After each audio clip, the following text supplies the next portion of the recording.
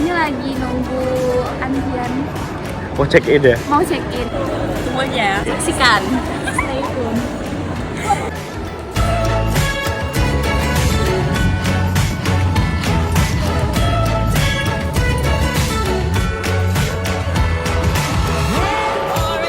Udah Pak?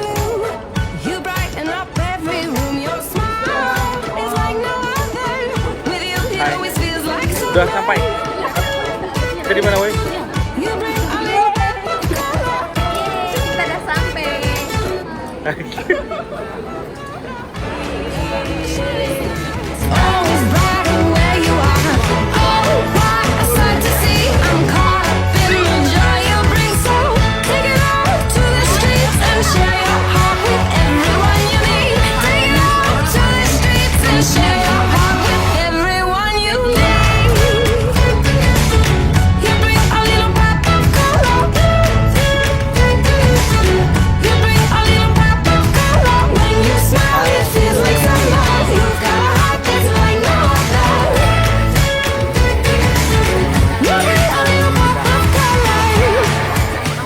Let's welcome our little princess Ilya Samantha.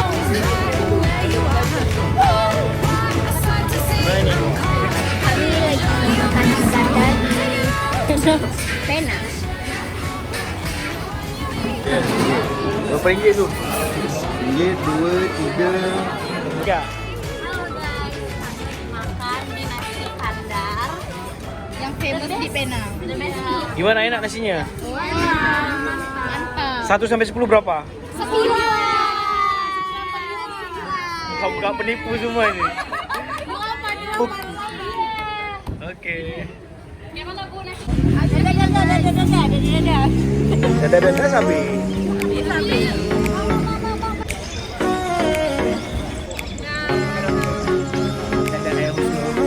Selamat datang ke Malaysia. Oke.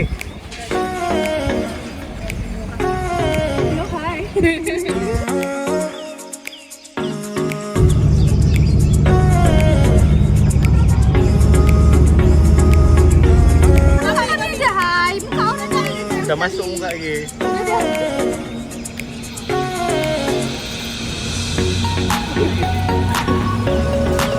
Hai.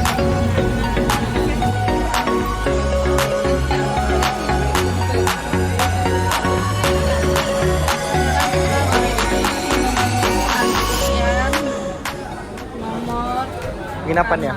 penginapan ya. Oke.